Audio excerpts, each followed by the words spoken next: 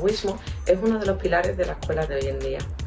Aporta autenticidad, cultura, una visión global del mundo.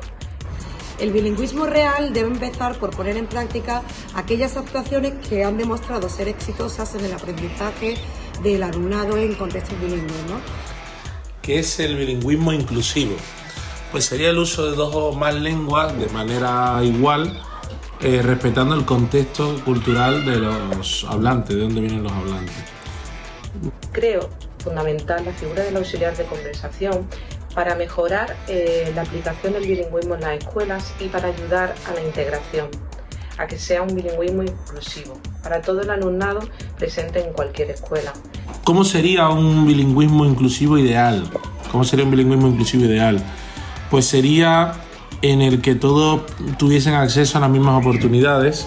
Y para ello, la formación del profesorado de especialistas es indiscutible, ya que no solo saber la lengua extranjera es suficiente. Además, hay que saber manejar todos los recursos de los que disponemos. Pues en primer lugar, conocimiento y recursos materiales, recursos adaptados y una especialización de los docentes. Ayudando a dar herramientas al profesorado y al alumnado para mejorar día a día y adquirir todas esas bonitas competencias que se adquieren aprendiendo una lengua extranjera. Las familias con niños con necesidades educativas especiales pues creen que el bilingüismo no está hecho, por así decirlo, para sus hijos. Y eso es algo que hay que trabajar duramente desde toda la comunidad educativa, incluida la administración.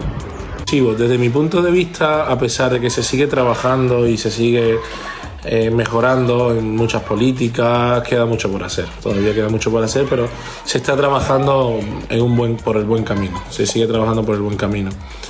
Normalizar el diálogo, eso es fundamental. El diálogo productivo en contextos educativos hace romper la barrera del idioma a cualquier estudiante. La inclusión en 3 palabras. Voy a definir la inclusión en 3 palabras. Pues las 3 palabras serían equidad, respeto y diversidad. Equidad, respeto y diversidad. Serían las 3 palabras que yo utilizaría.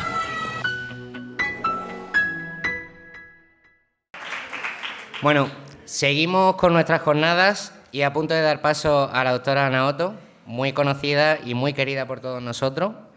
Es el segundo año que tiene a bien aceptar nuestra invitación. Muchas gracias por compartir esta tarde con nosotros y haber querido acompañarnos y hacernos partícipes de tu experiencia y conocimientos una vez más. Gracias a Pearson y a Naya por haber hecho posible que hoy esté aquí. Ana Otto holds a degree in English Studies, a master's degree in teaching English as a foreign language, and a PhD in modern languages and education for her research and assessment practices in Madrid bilingual sections. She currently teaches English and didactics at Complutense University and supervises teaching practices and master's thesis. She has wide experience in secondary education and Escuela Oficial de Idiomas, as well as in higher education in numerous universities, where she has taught in the degrees of English Studies, Translation, Education, and several master's programs of bilingual education. Her main research interests are bilingual education, program evaluation, and assessment. Anna, we can't wait. Tell us about CLIL Assessment today, lessons learned, and moving forward.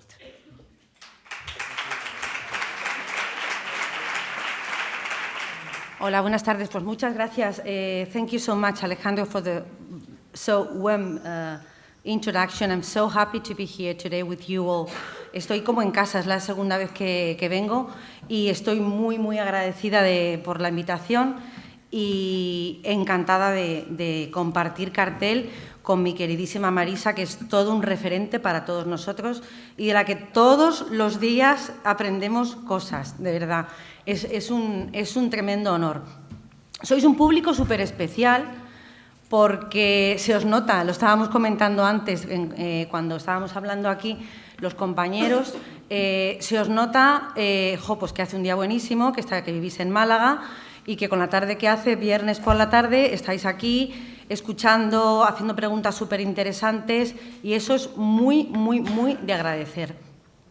Estoy también muy contenta no solamente de que me hayáis invitado a mí, sino de que hayáis pensado que la evaluación podía tener cabida en unas jornadas que hablan de inclusión, de tratar la diferencia, etcétera, etcétera. La evaluación, por desgracia, yo la llamo la hermana pobre de la educación. Es como la hija pródiga, si queréis un ejemplo más para nosotros. Es la que parece que está, se la espera, no sabemos cuándo viene no le hacemos mucho caso porque, bueno, siempre viene, ¿no? Entonces no sabemos cómo tratarla y es muy difícil. Pero al final el impacto que tiene, como he intentado, voy a intentar transmitir esta tarde, es brutal. Puede ser un impacto positivo que redunde en el aprendizaje real del alumnado y en el tratamiento de la diversidad y de la inclusión de una manera significativa, o puede tener un efecto muy negativo, muy detrimental, en el sentido en el que puede estar separada completamente del proceso de enseñanza-aprendizaje. Todos sabéis, CLIL, llevamos ya muchos años con mucha experiencia en CLIL, en el panorama español. Como Marisa comentaba antes, somos un país que tiene mucho que decir con respecto a buenas prácticas. Hemos avanzado muchísimo, hemos aprendido mucho por el camino, pero todavía en evaluación hay algunos aspectos en los que tenemos que poner el foco para asegurarnos de que la estamos tratando como una hermana bien, como la hermana, si no mayor, como cualquier otro miembro de la familia. Brevemente vamos a tratar una serie de aspectos, os he traído algunos ejemplos también. Al final me gustaría que tuvierais la oportunidad en 10 minutillos de preguntar lo que queráis, ¿de acuerdo? O si alguien tiene algo más que añadir, me podéis escribir, he puesto después el contacto, etcétera, etcétera. Simplemente vamos a ahondar un poquito en la desconexión que yo creo que existe entre las prácticas educativas y el tema de la evaluación. Vamos a tratar qué significa una evaluación formativa y sumativa y cómo pueden tratarse de manera no excluyente, de manera que la una apoye a la otra. Vamos a ver cuáles son los modelos de lengua, que parece que es lo que nos suele preocupar. ¿Qué hacemos con la lengua inglesa cuando evaluamos a los chicos y a las chicas? ¿La medimos, no la medimos? Vamos a ver a partir de ahí, a partir del impacto que tiene también la formación del profesorado en la evaluación, cuál es el rol que debe adoptar el profesor o la profesora de hoy en día para hacer una evaluación que de verdad mida con un instrumento válido qué es lo que saben hacer en términos competenciales los estudiantes. Vamos a ver qué pedagogías o qué enfoque se aproxima más a lo que queremos medir en el contexto en el que nos ocupa actualmente, el contexto español, además de la nueva legislación, brevemente, de lo que llamamos situaciones de aprendizaje y todo esto que nos viene. ¿Cuál es el papel de la lengua materna de los estudiantes, como decía este compañero antes en el vídeo, para acoger la culturalidad de las otras personas que tenemos en el aula? Y vamos a tratar después de ver unos principios muy básicos. Yo los llamo Guiding Principles porque me los he inventado yo. Entonces, como me los he inventado yo, pues he dicho, pues yo los voy a llamar así, que me gusta. Están basados, por supuesto, en evidencias científicas, pero tienen un toque de qué es lo que venimos observando también en la práctica, por supuesto, cuando hablamos con profes, cuando vamos a los centros, etcétera, etcétera. Vale. Yo llevo investigando sobre evaluación desde el año 2017. Que acabé mi tesis doctoral, bueno, empecé en el 2014, ya entonces mi directora me dijo, pero ¿tú estás segura? Ana Halbach me dijo, ¿tú estás segura que tú quieres investigar sobre evaluación? Hay muy poco escrito, se sabe muy poco, es un terreno pantanoso. Y dije, sí, me interesa muchísimo porque me parece que al final tiene, como decíamos antes, un impacto enorme. Fijaos que mi idea entonces era que impregnaba todo lo que se refería a la educación. Fijaos, por ejemplo, como anécdota, normalmente en los periodos trimestrales o cuatrimestrales en los que se divide la docencia en primaria, en secundaria, se llaman primera evaluación, segunda evaluación y tercera evaluación. Eso es muy, muy significativo. Cuando yo empezaba la investigación y cuando la acabé, había una serie de retos, como por ejemplo, cuál era el balance óptimo entre el contenido y entre la lengua en CLIL. ¿Cuáles eran entonces, cuáles se pensaban que eran los mejores instrumentos de evaluación? Y, sobre todo, fundamentalmente, ¿cuál era el papel de la lengua adicional o de la lengua extranjera a la hora de medir la competencia real de un estudiante que expresa lo que sabe hacer? Quedaos con el competencia, sabe hacer. Después explicaremos un poquito por qué. Hoy hemos avanzado muchísimo, pero sigue habiendo estos challenges, estos retos, tanto pedagógicos como lingüísticos, tanto por parte de vosotros y de vosotras, de los profes, que estáis a pie del cañón, in the front line, como por parte de los estudiantes. Todavía nos queda mucho, mucho por hacer, por ver cómo tratamos el tema de los exámenes, si realmente están midiendo lo que se supone que deben medir, etcétera, etcétera. Hay que ahondar, además, muchísimo más en el trabajo colaborativo, lo habíamos mencionado anteriormente. Si queremos un currículo realmente integrado, que es de lo que se trata CLIL, el enfoque de Content and Language Integrated Learning, no podemos tener un enfoque integrado si no estamos trabajando de manera colaborativa los unos con los otros.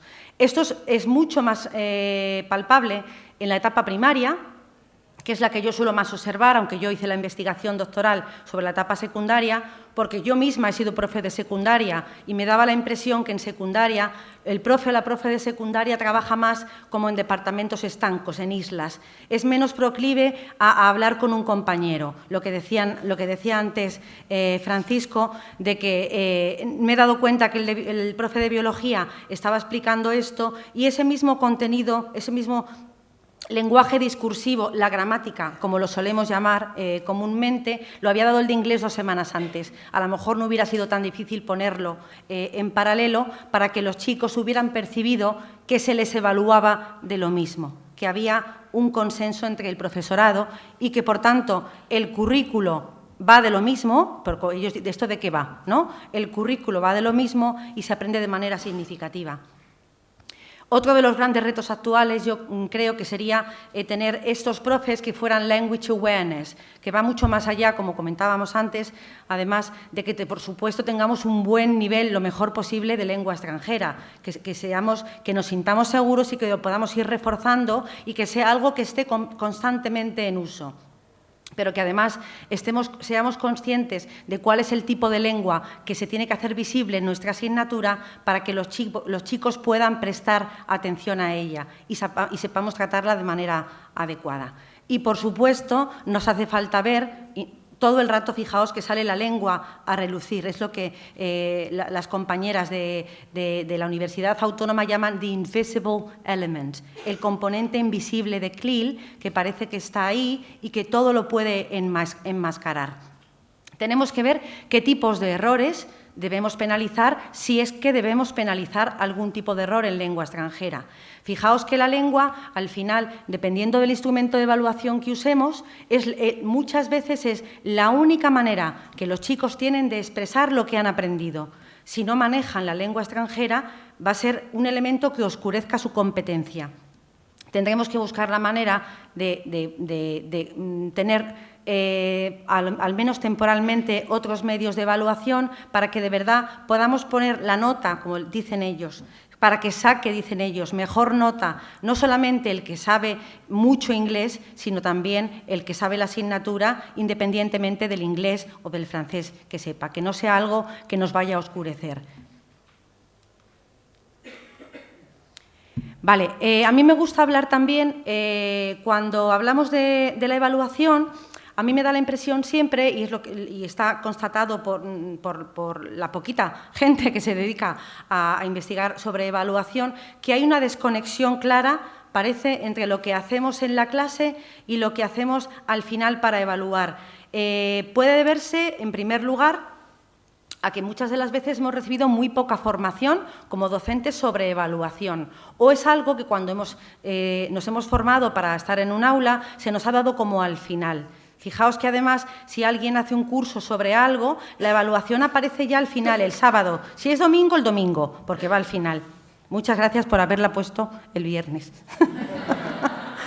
Porque impregna, las decisiones que tomamos en evaluación pueden atañir y pueden impregnar, como decíamos antes, todo lo demás.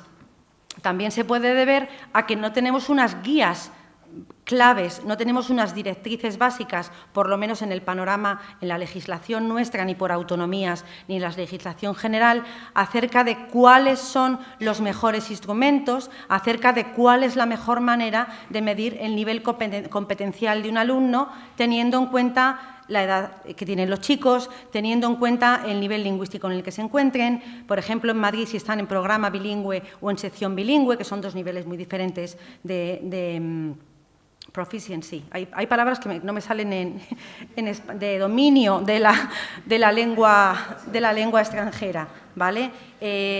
Esta desconexión hace que los chicos no sepan qué es de qué va la evaluación, y el primer día que vosotros llegáis a clase, lo que te van a preguntar es: ok, profe, ¿pero qué cae en el examen? ¿Qué es lo que tenemos que estudiar? ¿Pero esto entra? ¿Esto no entra? ¿Cómo lo vamos a hacer? ¿Podemos expresarlo en español? ¿Cuánto nos quitan las faltas en inglés?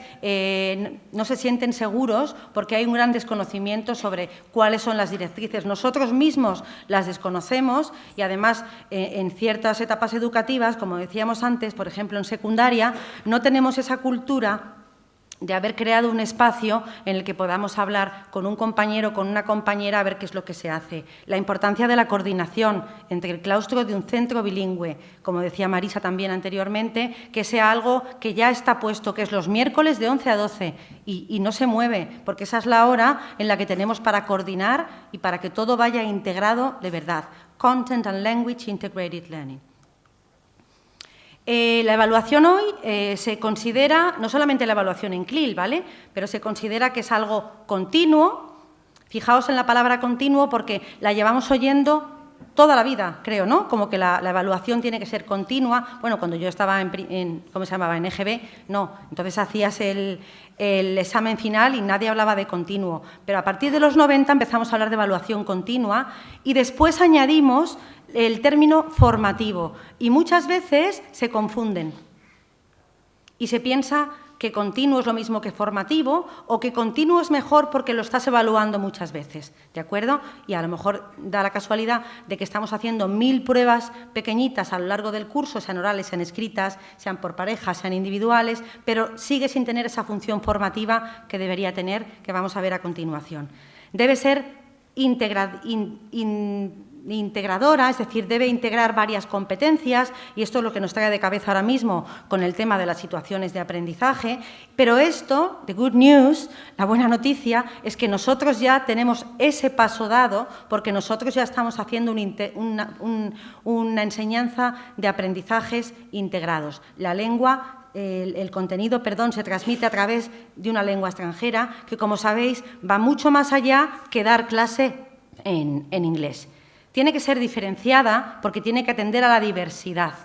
Y esto es esencial para cualquiera, pero es mucho más esencial en un centro bilingüe y es mucho más esencial con ciertas realidades como las que contaba el compañero, porque hay centros en los que hay críos que además no traen de partida la lengua materna que se habla en la calle. No quiere decir que se hagan un lío, como dice la gente, ¿no?, otra de las misconceptions, porque tratan varias lenguas. Quiere decir que necesitan una atención especializada y necesitan unas técnicas de andamiaje que no solamente se vayan a aplicar en el día a día de la asignatura, sino que las vayamos a poder llevar a la práctica también en la práctica de la evaluación. Y, por supuesto, tiene que estar basada en competencias. Y las competencias es lo que alguien es capaz de hacer. Alguien demuestra lo que sabe hacer. Va mucho más allá del puro contenido teórico, como os podéis imaginar. A poco se nos pasa ya por la cabeza en un examen de Natural Science que hagan una simple retrieval of what they learned, que hagan una simple enumeración de unos hechos históricos o de que enumeren simplemente las partes del cuerpo, etcétera, etcétera. Todos sabemos que para que vayan a demostrar un conocimiento más profundo, para que el nivel cognitivo sea mucho más real, han tenido que ir un paso más allá, han tenido que reflexionar sobre ello, han tenido que relacionarlo con algo similar, han tenido que sacar sus propias conclusiones, pero, desgraciadamente, estos son actividades que en otra lengua son muy difícilmente realizables, que requieren un orden cognitivo y de lengua muy, muy superior a los que a veces no están los chicos acostumbrados. Sí, perdón. Ok, vale. Además, hablábamos de la evaluación un poco en general antes. La evaluación en CLIL, además, tiene que tener en cuenta otra serie de factores, como son distinguir entre el dominio de la lengua, lo que llamamos BICS, el dominio de la lengua para desenvolverse socialmente en cualquier situación cotidiana, y el dominio académico, que no tiene por qué corresponderse.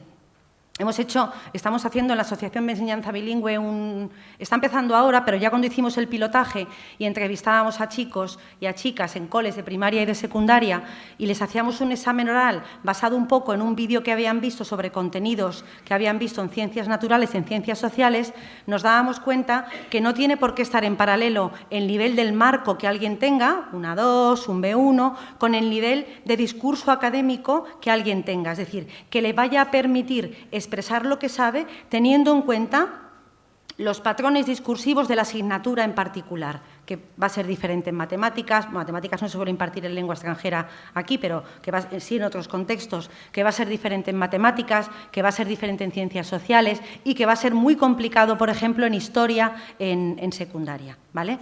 Tiene además que ser capaz, la evaluación en CLIL, de monitorizar de alguna manera cuál es el dominio de lengua extranjera para ser capaz de expresar lo que sabe bien, aunque haya errores lingüísticos que desvíen un poquito lo que es la corrección de la lengua. Es decir, un mensaje puede ser perfectamente inteligible, y aún así poder faltarle una S, poder haber puesto el adjetivo incorrectamente, etcétera, etcétera, y aún así el chaval o la chavala ha sido capaz de expresar, usando el lenguaje académico que le pedíamos, qué es lo que sabe hacer. Tiene que, además, me parece la 3, la posición en el medio, además, por eso, importantísima, tiene que ser capaz de acomodar la cultura de las otras personas. No podemos partir ya más de una concepción monolingüista, de una concepción que domine, de que aunque el inglés sea la lengua franca, sea la lengua que domina y todo tiene que adaptarse a ello. Veremos después cómo las lenguas maternas de los estudiantes se pueden acomodar, ¿de acuerdo? Tiene que ser respetuosa para partir de algo que ya conocen y de algo que manejan y a partir de ahí ir construyendo el conocimiento en las demás lenguas. Tiene que ser apropiada para la cultura y esto a veces se nos escapa. Normalmente depende del tipo de centro. Esto es una cosa que me llama mucho la atención porque nunca me había dado cuenta. Nosotros lo había oído a veces cuando en Madrid hay muchas diferencias, en Madrid capital, depende del barrio, hay unas diferencias culturales increíbles y a veces cruzas una calle y hay una realidad social completamente diferente y los profes lo notan porque además hay mucho movimiento de profes interinos y te dicen es que la manera que tengo yo de actuar con esta gente es completa. En Usera, por ejemplo, que hay un montón de población china, es muy difícil a veces instaurar ciertas prácticas porque son una cultura, incluso aunque sean ya de segunda generación, a los que los cuesta. Yo no lo había observado, pero hace poco tenemos un máster en la Complutense, un máster propio de innovación, y ahí tenemos un grupo que ha venido de estudiantes chinos y me he dado cuenta que yo no les puedo preguntar abiertamente en clase delante de los demás. Y es algo que jamás se me hubiera pasado por la cabeza con alumnos españoles, europeos, en Estados Unidos o en cualquier otro contexto, porque se sienten muy agredidos. Para ellos es muy agresivo. Pues si estamos tratando con diferentes lenguas y con diferentes tipos de personas y queremos atender a la diversidad, tendremos que estar un poquito pendientes, además, de qué prácticas de evaluación les estamos inculcando. Y, por supuesto, y esto a veces se nos olvida también por el énfasis en la lengua, la target language, en la lengua 2 que hemos tenido siempre, tenemos que partir y tenemos que considerar de cuál es el nivel real de dominio del estudiante en su lengua materna. No es lo mismo el nivel de desarrollo que tiene un niño en Year 1, en primero de primaria, que si tiene otras dos lenguas, que si está en un contexto multicultural, etcétera, etcétera. Vale. Otro gran melón, si me lo permitís, es el conflicto entre evaluación sumativa y evaluación formativa, que además parece como que no tienen por qué ir de la mano, como que si la haces sumativa no la haces formativa. Para explicarlo muy brevemente, La evaluación sumativa parece que es la que hace la foto del final de la persona, de lo que ha sabido hacer y no ha tenido en cuenta o ha podido tener en cuenta las diferentes fases en las que se encontraba esa persona, pero no le ha dado un feedback apropiado para saber que del primer test que yo te hice al siguiente, al siguiente, al siguiente, tú has tenido que ir evolucionando y has tenido que ir mejorando. La evaluación formativa, que se llama Assessment for Learning, para el aprendizaje, es una evaluación que también puede hacerse de manera continua a lo largo de una serie de tests, si se quiere, pero que va dando una información para que el alumno sepa qué hizo bien, qué hizo mal, qué tiene que mejorar, qué tiene que hacer mejor en la siguiente prueba, que tiene que recibir un feedback apropiado. Es decir, la evaluación formativa nos da información no solamente a nosotros como profes, sino a ellos de qué estoy haciendo bien y qué tengo que mejorar. Y entre ambas puede haber una distancia enorme. A mí me gusta poner el ejemplo de la foto del carnet de identidad y la foto que hemos puesto esta Semana Santa o la foto del Estado. Si yo le pido a Marisa ahora que me haga una foto, luego yo miraré en cuál estoy más mona. Y si le puedo poner un filtro, mejor. Claro. Pero he tenido varias fotos para ver. He tenido varias fotos para comparar y en una salía con el ojillo así, en la otra estaba un poco más. Y entonces yo he sabido, ya viendo esas fotos, yo sé que la próxima vez que vaya a dar una charla, a lo mejor tengo que mover menos las manos porque parece que estoy cantando una saeta en alguna de las fotos que me han hecho. Pero de eso yo he ido aprendiendo. ¿De acuerdo? Porque me he ido observando y el feedback a lo mejor ni siquiera me lo ha dado Marisa. No me ha dicho luego, oye, Ana, no te muevas tanto, o se te movía un pelo aquí. Yo, a partir de la información que ella me ha dado, al tomarme esas fotos, he ido reflexionando. Eso es la evaluación formativa, ¿de acuerdo?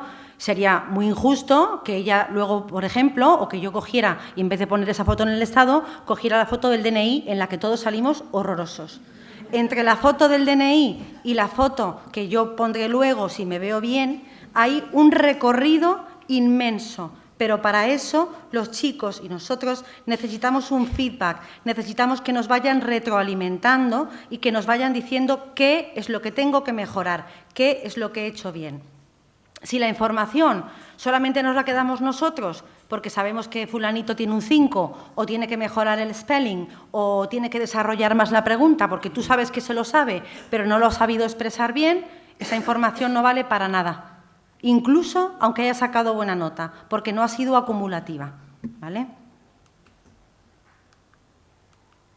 Vale, la evaluación formativa, entonces, hemos dicho que tiene que dar el feedback, tanto para los chicos como para mí, tiene que reflejar varias formas, tiene que ser multimodal, tiene que acoger varias formas de feedback y cuidado a ver lo que es el feedback, porque el feedback muchas veces nosotros como docentes lo tenemos muy claro. Un compañero nos entendería cuando le explicamos en qué ha fallado este alumno en la prueba que fuera o en un proyecto que ha hecho o en un trabajo que han hecho en equipo, pero a veces no está traducido el lenguaje de ellos. A veces ellos no entienden qué es lo que queremos decir. A mí me gusta mucho cuando voy a los coles, hay una práctica que tienen instaurados algunos coles, que es que usan lo que Doug Coyle ya llamaba hace un montón de tiempo, The Language Clinic. Se puede hacer con la lengua o se puede hacer con cualquier asignatura. Se trata de mostrarle a los chicos una tarea, la misma tarea que ellos van a hacer, un project work, cualquier exposición oral, mostrarle otra de otra persona, de otro grupo, del curso anterior, por ejemplo, de otra clase. Por supuesto, le quitamos el nombre, ¿vale? Y es la manera más fácil de que ellos, antes de enfrentarse a la tarea que tengan que hacer, sepan cuál es el criterio. Si tú les das el criterio en una checklist, no nos van a hacer ni caso, queridos. Van a decir, ah, sí, sí, sí. Y además, si les pides que rellenen ellos con los can-do descriptors, los pequeños van a hacer todo fenomenal. Van a empezar I can, can do, y ya está todo resuelto. Pero no quiere decir para nada que hayan integrado, ¿vale? Necesitan, a veces les viene muy bien este ejemplo en el que han analizado cómo otra persona de otro curso lo hizo y que sean ellos con los criterios que tú vas a usar, por ejemplo, para evaluarlos a ellos, los que decidan si la tarea está bien, qué tal está, independientemente de la nota, qué feedback les darían, etcétera, etcétera, ¿vale? Tiene que, por tanto, guiar al estudiante y darle un feedback oportuno y que ellos puedan entender, y tiene que estar centrado, de nuevo, en competencies and abilities. Y esto parece muy straightforward, pero a veces se nos olvida. Ya veremos después por qué. Vale.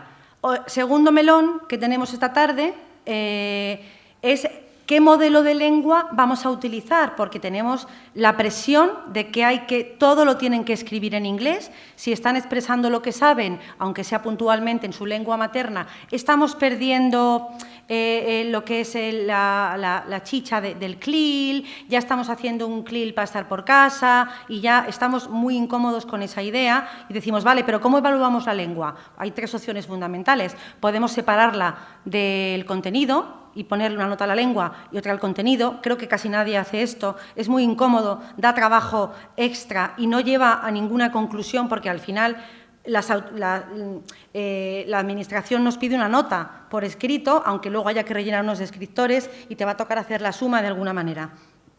La siguiente opción es hacer una evaluación integrada, que es lo que todo el mundo hace, es decir, ver más o menos, partiendo de que el contenido prevalece sobre la lengua, cómo han desarrollado la competencia sobre el contenido, y a partir de ahí decimos, pero ¿y la lengua qué tal?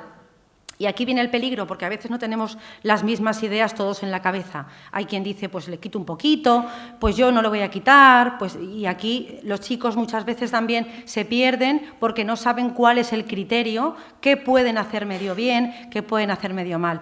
Fijaos además que a los profes de inglés, los que somos EFL teachers, tenemos el marco pero como en un Excel en la cabeza. A mí me pasa a veces incluso que voy en el tren o cuando mi hijo era más pequeño, que estábamos en el parque y oía a alguien hablar en inglés y yo iba con el marco como que tienes y vas poniendo, o será porque yo soy muy friki de la evaluación, y vas poniendo como los errores, lo tenemos muy mecanizado.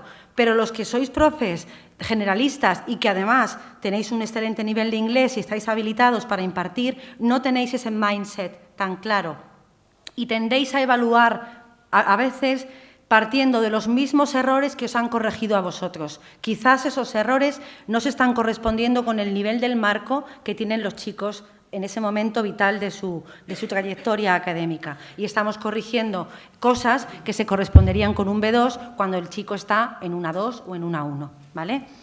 Lo que se suele recomendar actualmente es el enfoque funcional, aparte de que tengamos, por supuesto, un poquito de cuidado con qué penalizamos, qué tipos de errores se penalizan y por qué, si es que decidimos penalizarlos, que eso sería otra cuestión, tenemos que ver que el tipo de lengua que estén usando esté en consonancia con el tipo de discurso académico que se espera de esa disciplina en cuestión. El lenguaje que usamos para las ciencias no es igual que usamos para las matemáticas, para ciencias sociales, para ciencias naturales, etcétera, etcétera. Esto va muy en la línea de cómo nos hemos formado como profes, como profesores y como profesoras. Es decir, Marisa ya lo apuntaba hace algunos años, cuando analizaba rigurosamente cuáles son las competencias que debe tener alguien que esté pisando un aula de CLIL. Y dentro de esa competencia pedagógica y de esa competencia colaborativa vemos que puede haber nuances. Puede haber muchísimas diferencias, como decía antes. El profe de secundaria, además, esto que contábamos de que no tienes el language aware tan claro como lo tenemos algunos de nosotros, trabaja mucho más de manera aislada del resto de colegas, con lo cual, partiendo de la falta de directrices que tenemos en evaluación, los chicos se encuentran además con que cada profe, en cada asignatura, en cada curso, tiene una manera diferente de tratar la lengua en CLIL. Fijaos que si esto mismo nos pasara con otras, no sé, pues con otras directrices o otras decisiones pedagógicas que solemos tomar, os podéis imaginar el caos que sería. La colaboración es fundamental, lo decía al principio. No podemos intentar tener un currículo integrado si no tenemos una colaboración entre nosotros. Los chicos tienen que ver que lo que hacemos tiene un propósito, está orientado a algo. Al profe de inglés le da lo mismo si se ve que... lo digo al revés. Al profe de ciencias naturales que está viendo que los chicos están atascadísimos con un tiempo verbal, lo tienen que comunicar al Departamento de Lenguas, que está al servicio del resto de asignaturas, pero que para ello tiene que haber ese momento de coordinación pedagógica los miércoles de 11 a 12, y al profe de inglés le da lo mismo para su asignatura cogerse el texto del libro de inglés, el texto de una canción que ha cogido, que el texto del libro de ciencias naturales, y trabajar ese linguistic pattern, ese patrón lingüístico en lo que los chicos están fallando de manera concienzuda, con un texto que a los chicos les está costando un montón, porque es un tema muy abstracto, porque las estructuras lingüísticas sobrepasan a lo que se les espera en ese momento según el marco europeo, etcétera, etcétera. Vale, vamos a empezar ya, no sé cómo voy de tiempo, Regulín, vamos a empezar ya con lo que llamamos principios básicos. Me gustaría que después preguntarais lo que quisierais, de lo que llamamos, lo que yo, como me había inventado yo, había llamado guiding principles, ¿vale? De lo que es la evaluación en CLIL o en ICLE. En primer lugar, trataremos cómo alineamos la clase, lo que hacemos en clase todos los días, con el momento o momentos en los que evaluamos, cómo podemos tratar la tensión entre evaluación formativa y evaluación sumativa, cómo tratamos la cognición y la lengua de manera que podamos medir la lengua sin bajar el nivel de dificultad de los contenidos en la evaluación, qué hacemos con las competencias, qué hacemos con estos ámbitos, qué hacemos con estas situaciones de aprendizaje en la que de repente parece que nos han metido todo en la coctelera y lo han agitado y no sabemos qué hacer con ello, y qué hacemos con el uso de la lengua materna, cómo vamos a aprovecharla de manera fructífera para que de verdad, en vez de algo que nos moleste y nos perturbe, pueda ser algo con lo que podamos jugar a nuestro favor y que ellos sientan que se acepta su lengua extranjera. Me refiero fundamentalmente en el tratamiento de la diversidad y para alumnado que tiene lenguas. No voy a decir minoritarias, porque en algunos casos, en algunos contextos son más mayoritarias que minoritarias, pero que están, y es así, lingüísticamente menos aceptadas. Vale, en primer lugar, ¿cómo podemos alinear la clase y la evaluación? Pues a través de intentar hacer una evaluación que esté inmersa en todo el proceso de enseñanza-aprendizaje, que no haya una diferencia real entre lo que hacemos todos los días en el aula y lo que ponemos en el examen o lo que ponemos para una prueba en concreto. Esto en secundaria es muy difícil de hacer. Los profes de secundaria tienen una espada de Damocles enorme por encima que se llama EBAU. Ha cambiado el nombre, pero siempre ha estado ahí. Y cuanto más se van acercando a la EBAU, más tienden a hacer un teaching to the test. Van preparando a los chicos para pasar ese examen en cuestión. Ese examen en cuestión, fijaos además que es muy gracioso, porque nos están pidiendo todo el rato que el currículo sea abierto, que sea integrador, que sea competencial, pero yo no he visto, por lo menos en mi materia, el año pasado corregí inglés en selectividad, en la EBAU, en la Comunidad de Madrid, el examen de competencial no tenía absolutamente nada, de nada. No, en el momento en que no hay una prueba de listening comprehension, no mides competencia auditiva, en el momento en que no hay una oportunidad para hablar, no mides competencia oral y lo que se les pide es un simple fill in the gaps, que es lo que hemos hecho nosotros, ¿no? Que es lo que hacía la gente anteriormente, y luego ponían el currículo inglés medio. ¿Os acordáis de aquello? Pero no era una competencia real para nada. Idealmente, cualquier prueba que hacemos con ellos, cualquier actividad de aula que hacemos con ellos es susceptible de ser una prueba de evaluación. Pero yo no sé por qué tendemos a complicar la cosa. A veces, ¿no? Es como, sobre todo, llegados ciertos niveles, no con los pequeños, no con primero, segundo, tercero, pero llegados ciertos niveles de exigencia y, sobre todo, fijaos qué curioso, si tenemos un grupo muy bueno, estos grupos que dices que son majísimos y los padres son ideales, de estos que dices ya no va a tener yo esto ya más hasta no sé cuándo. A esos vas y tú piensas, ¡jo, qué bien han hecho esto, qué bien han hecho aquello, qué bien han hecho el trabajo por grupos, qué bien han reflexionado sobre lo que yo les he preguntado!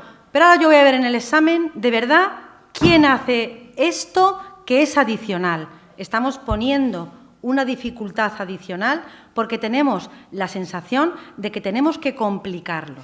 Es como, no sé si os acordaréis de aquella, es que sois muy jóvenes, pero no sé si os acordaréis de aquella serie que había antes de Fama, que bailaban y tal, y había una profesora que era una profesora estilosísima de ballet, iba como un bastón y decía, aquí habéis venido a buscar la fama, pero la fama cuesta.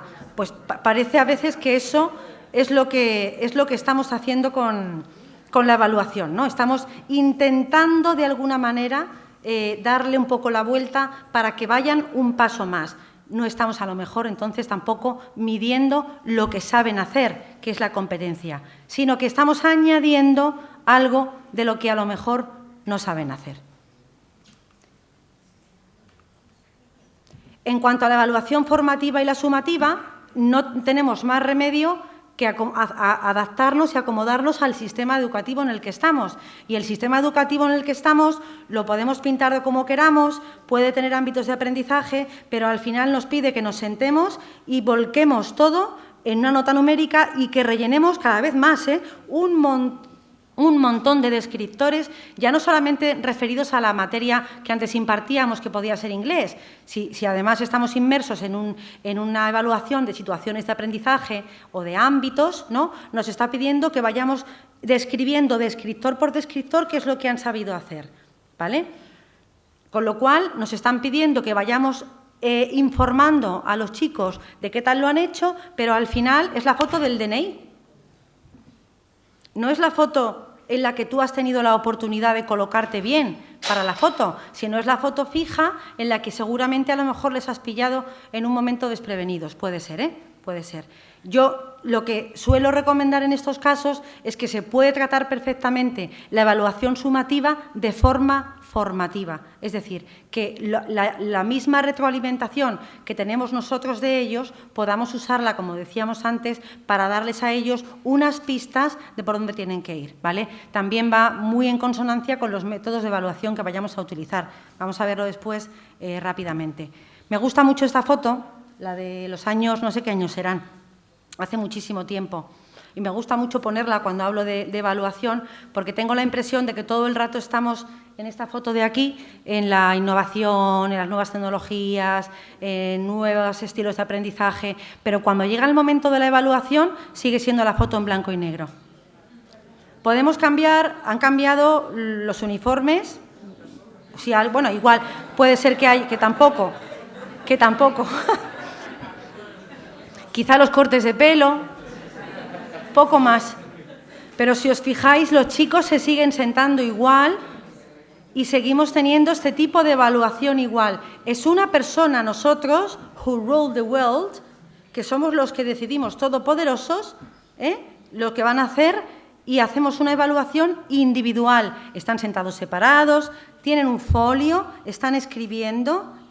Esto es lo que sigue ocurriendo en la mayor parte de los casos, en un porcentaje muy, muy elevado. Aunque hagan projects, aunque hagan exposiciones orales, aunque hagan una rúbrica en la que describen lo que han hecho, al final la foto es la foto de blanco y negro. Por eso decía yo que parece que la evaluación es que sigue siendo la hija pródiga, la hermana pobre. Se ha quedado ahí ella como que no la hemos cogido de la mano y la hemos traído con todas las herramientas que podríamos estar utilizando, con toda la facilidad que tenemos hoy en día para hacer una evaluación por parejas. Seguimos siendo los únicos que damos el veredicto sobre lo que alguien sabe hacer. No les damos la oportunidad de que se empoderen, que está muy de moda esta palabra, me gusta mucho, no solamente para las mujeres, para todo el mundo, de que se empoderen y de que tomen conciencia sobre su nivel real de competencia, ¿no? Que se puede hacer en todos los niveles educativos. Se puede hacer con los pequeñitos, con lo típico de 3 stars and a wish, en los que ellos reflexionan 2 cositas, 2 stars and a wish, sorry, era muy optimista yo. Se puede hacer con 2 aspectos que han hecho fenomenal y algún otro que necesitan mejorar un poquito. Se puede hacer con un trabajo por parejas un poquito más concienzudo en los niveles superiores, etcétera, etcétera. Fijaos que no sigamos haciendo esto. Lo van a tener en la EBAU igual, pero pueden perfectamente llegar igual de preparados a la EBAU con un feedback y con una retroalimentación, y hay otras muchas maneras de evaluar al alumnado.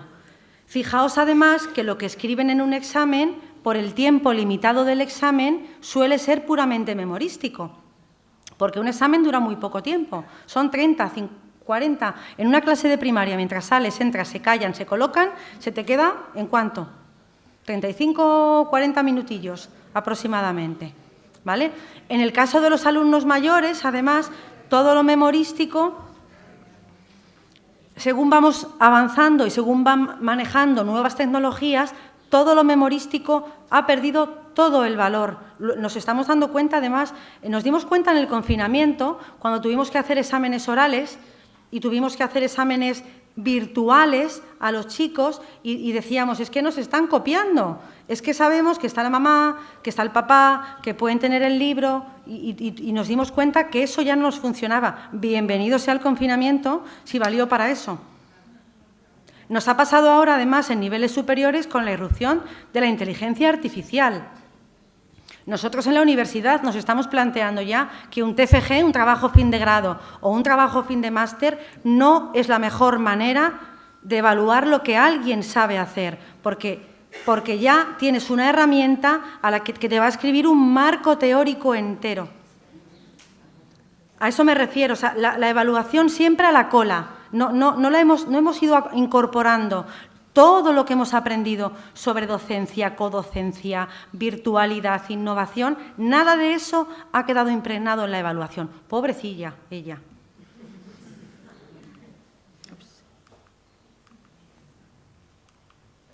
Ay, ¿se me ha quedado esto como tal? Ah, ok, perdón.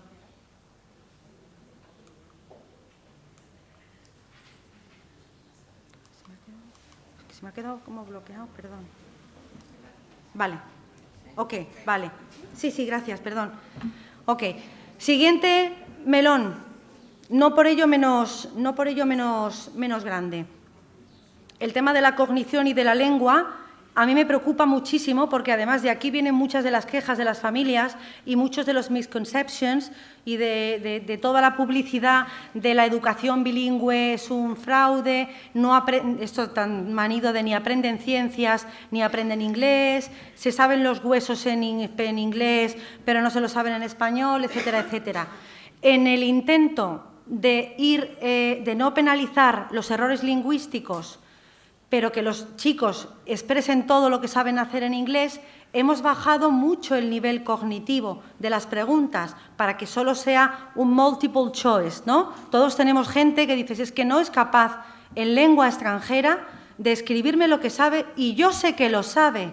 Y en ese intento lo que hemos hecho ha sido poner en paralelo un nivel bajo de lengua con un nivel bajo cognitivamente, de manera que cualquiera podría hacer ese multiple choice, ese ABC, aunque no se hubiera leído del tema nada. Y ahí vienen las familias diciendo, claro, es que los de bilingüe tienen unos exámenes facilísimos. Primero, es que los de bilingüe tienen los libros muy chiquitillos, decían en Madrid, ¿no? Cuando hace unos años. Y es que además los exámenes son muy sencillos, es que son de ABC. Cuidado, un examen puede ser de ABC, puede ser una lección múltiple y atender a un pensamiento cognitivo superior, en el que los chicos tengan que reflexionar, no solamente hacer un matching activity, puede ser una actividad en la que hayan leído un texto y reflexionen y se revele la competencia real, no la pura memorización o la pura lógica, ¿vale? Que puede resultar de tener una comprensión lectora mínima.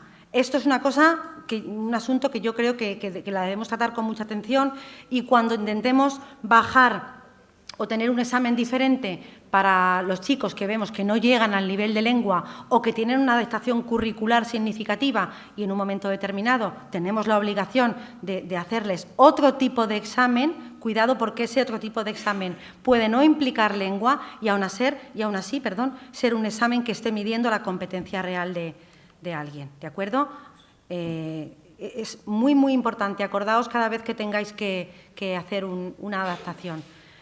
Hemos hablado, todo el rato se habla en CLIL de andamiaje, de cuáles son las técnicas para andamiar, las usamos todos en clase todo el rato, sabemos adaptar, sabemos quitar y poner, tenemos fichas. Yo he visto coles que tienen diferentes modelos de fichas dependiendo del nivel de dificultad. Como decía Marisa, a lo mejor les propones que empiecen por la más alta y luego pueden ir bajando. A veces los chicos, si lo haces bien, no saben en qué nivel están y no son capaces los más pequeños de reconocer el nivel, la habilidad que les estás pidiendo.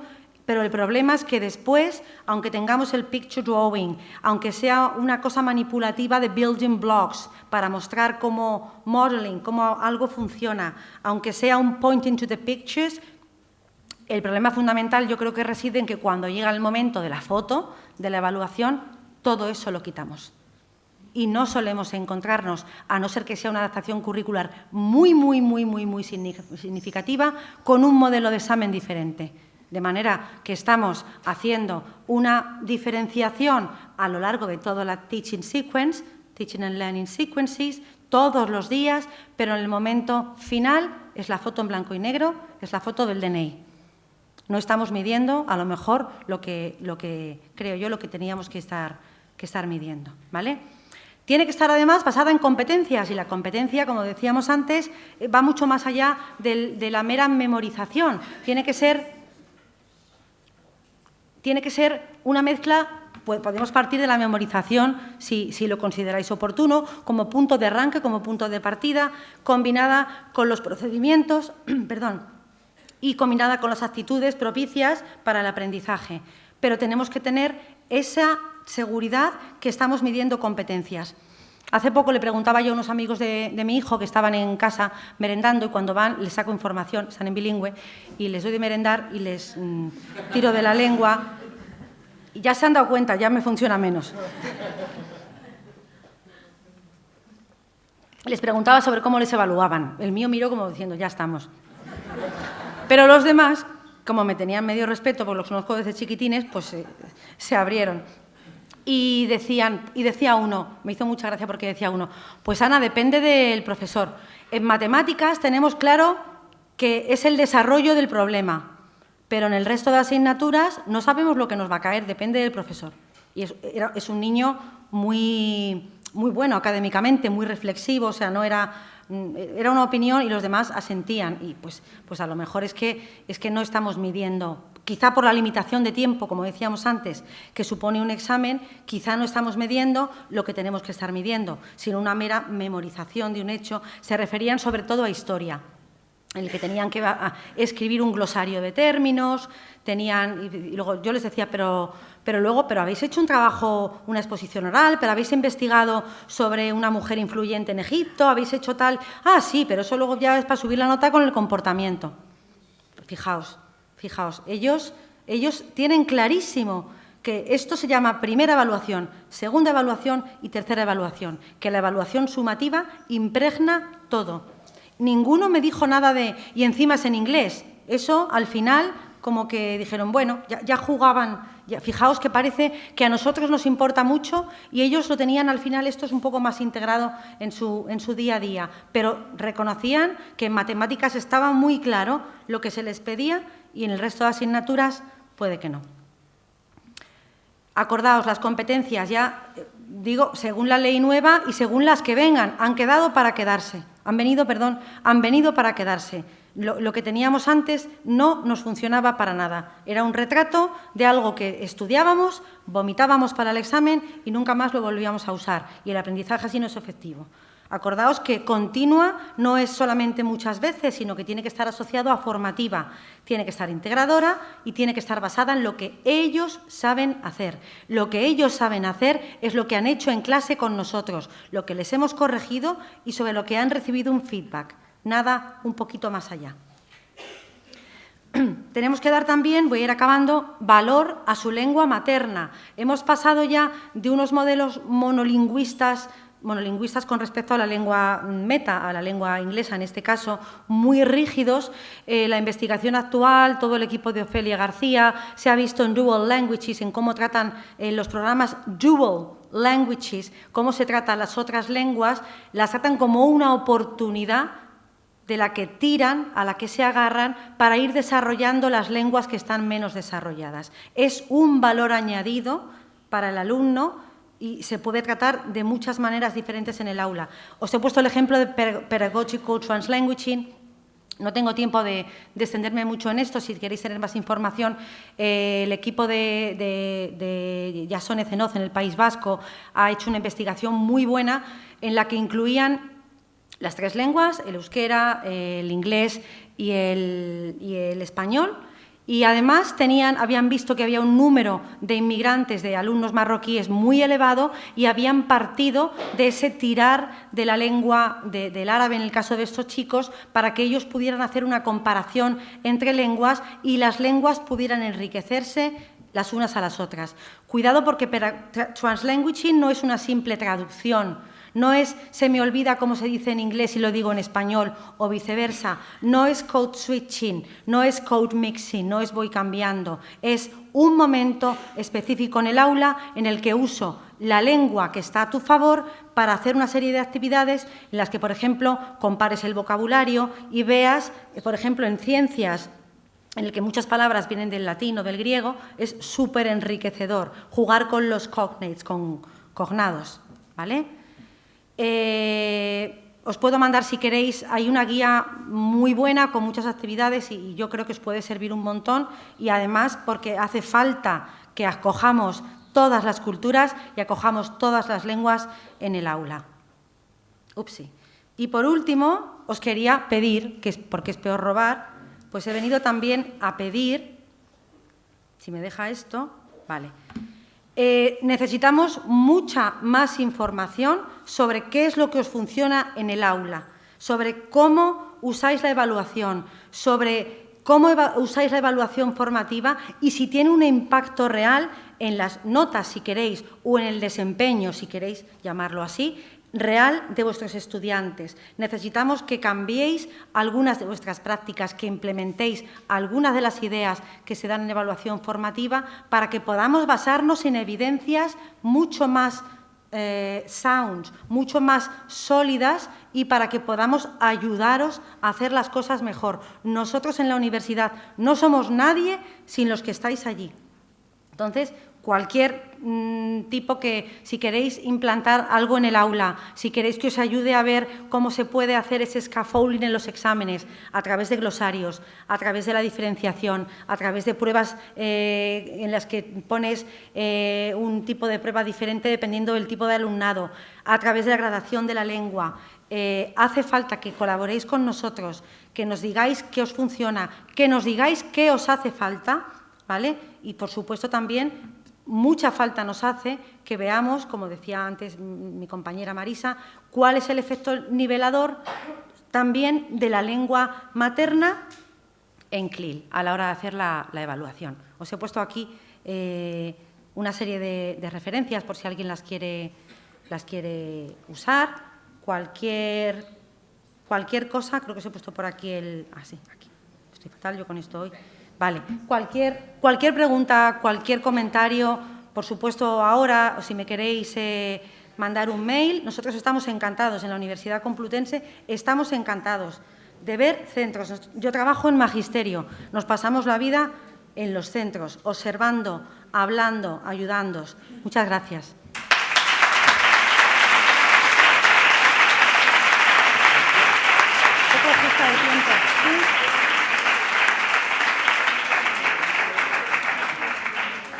Bueno, tenemos 5 minutillos para trasladar, seguro que todas las preguntas que... Vamos a ver, que hablen ellos primero. Sí. A ver.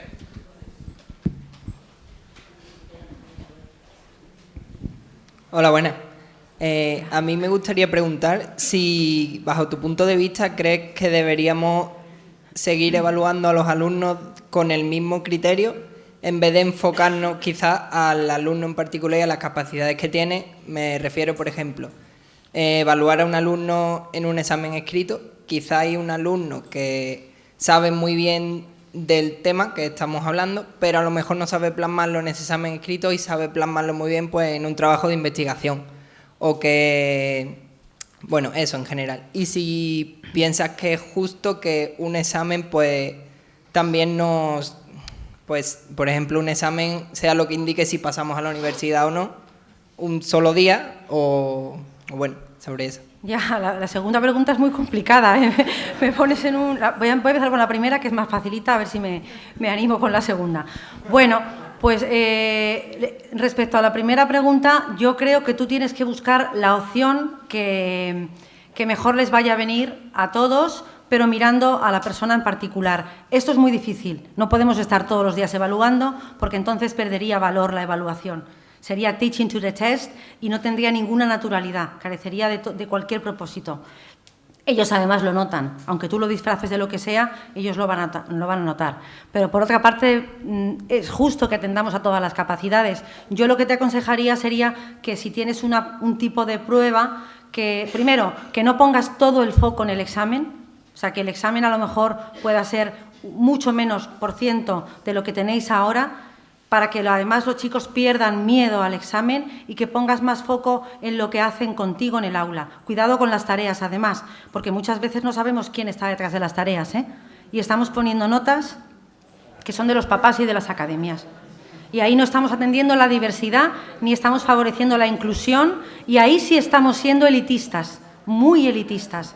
Entonces yo intentaría cambiar los porcentajes un poco y luego si por circunstancias, que es muy normal, estamos abocados a tener un momento examen, porque nos lo piden desde el centro, porque lo piden las familias además muchas veces, son las primeras que quieren un examen por escrito, intentaría tener un examen mixto, de manera que tú pudieras jugar, de manera que todo el mundo fuera capaz de expresar lo que sabe y, ¿por qué no?, que algunos alumnos pudieran expresar lo que saben en su lengua materna, porque tu propósito no es evaluar la lengua inglesa, es evaluar la competencia con respecto al contenido de la asignatura.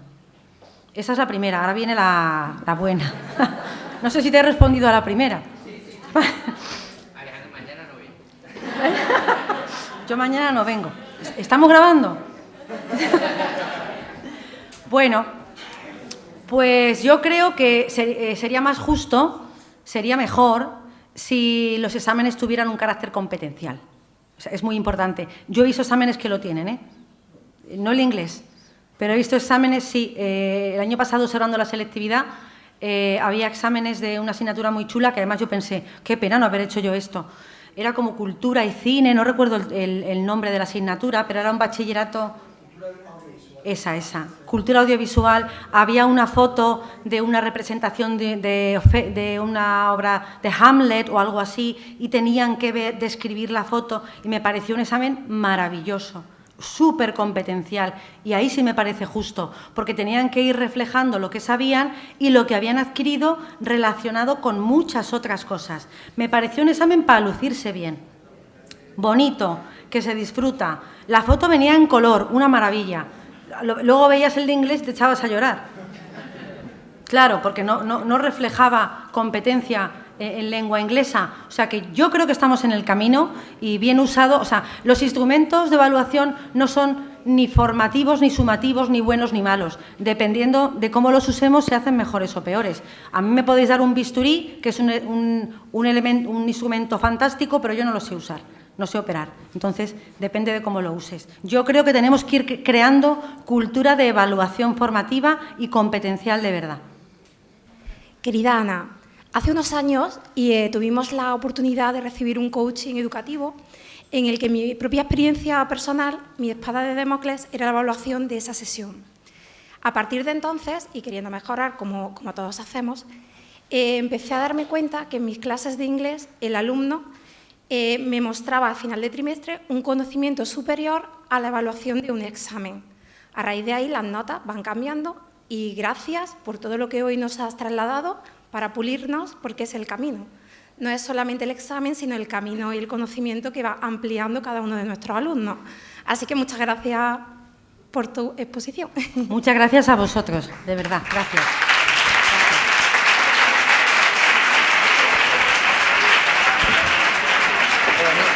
Quédate, te lo vamos a dar, vente conmigo.